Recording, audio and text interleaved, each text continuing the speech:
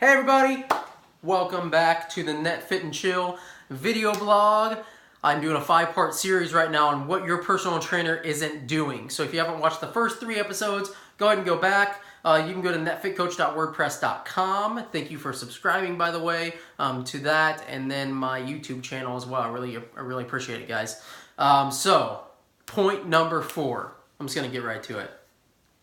Personal trainers have a lot of self-entitlement, right? So we think we are the best trainer ever in the entire world. There can only be one, right? And someday we're gonna be this big hot celebrity trainer and train all these famous people and rich people, and we're gonna make our first $1 million personal training, right? So that's kind of the mindset of any trainer that you currently have, or if you are a trainer, you know, you're basically thinking towards that way, right?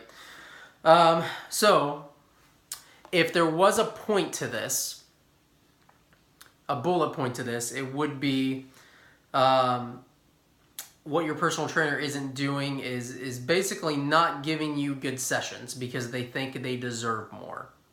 Okay, so again, this goes back. This is why I encourage you, please watch the first 1, 2, and 3 of this video series. So it goes into why this is. So this is kind of reiterating, everything's kind of coming back to money, right? And so this is for based on kind of just a corporate fitness setting, right? A corporate gym setting. So this is your $10, $20, $150 a month gyms, right? So anything kind of in that range. I'm not talking here like $400 or $500 a month gyms. Okay, I'm not.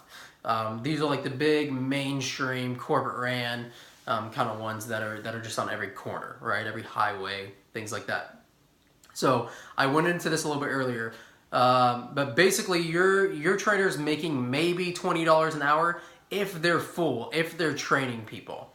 Now, if they are not, you're not getting paid. So this trainer is you know, it's working 50, 60 hours a week, but only getting paid for about 28 to 30 of those. So, and I know this, it's crazy. It's like trying to have a full-time job all the time. So you feel, it like gives you an illusion that you're working, but are you really working? You know what I mean? Or are you just kind of goofing off? So, advice for the client. So the advice for the client, this is kind of a tough one to conquer, right? Because your personal trainer thinks they're the best. They think that they're going to be this awesome trainer someday, but it's like they aren't really acting like that now, right? They're just going to be like, you know what? I'm going to give the kind of sessions I'm getting paid for. I'm going to give a $20 session or a $10 session. So think of this. So if I give you $10 an hour to go do something for me, to go, you know, mow my lawn or whatever, you're gonna mow my lawn like you would mow any other lawn, right? If I give you $1,000 to mow my lawn, dude, you're gonna load that truck up. You know what I mean? You're gonna get the best mowers.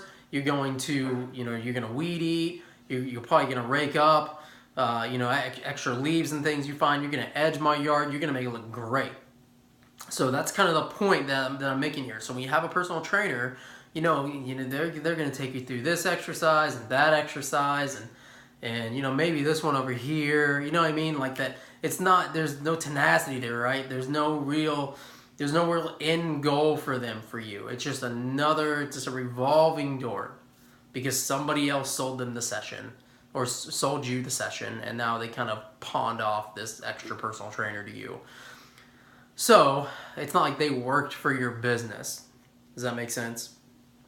So advice for the trainer. This is huge. This is huge, huge, huge. I regret not doing this. The clients you have now have the connections that you need to be a bigger, better personal trainer, right? You don't know this because you just see them every day, day in, day out. They're kind of like the 9 to 5 people, right? Ask them about themselves. What do you do? You know, you have to, no one's going to come in and offer you a job for $200 an hour. Nobody's going to do that. I mean, it's ridiculous to even think that way. And so many trainers think this way, that someday just one of their clients is going to be like, hey, you know what? You'd be great at this. And they're going to give you some badass job. It's just not going to happen, dude. So, or do that. So treat your clients like they're paying you $1,000 an hour, right? Give them the utmost respect that they can. or that you can, and teach them things. Don't just take them through these cool exercises. You're horrible. If that's what you do, you're an awful trainer. I'm just going to tell you right now, you don't belong in the business. You should just go do something else. You know, if you're good at selling, go do sales. You know, if you're good at operations, go do something operations. Don't be in personal training. So, now I've given the advice to the client and then to the trainer. So that's kind of where we are, guys. I appreciate you guys watching. Hopefully this helps you out, you know, as far as the long term and the short term. Again, comment below. And yeah, I'll talk to you guys this week again. We're going to go into part 5. So part 5 is kind of, part 5 is going to be good. You just have to wait and watch. Thanks, guys. Have a good night.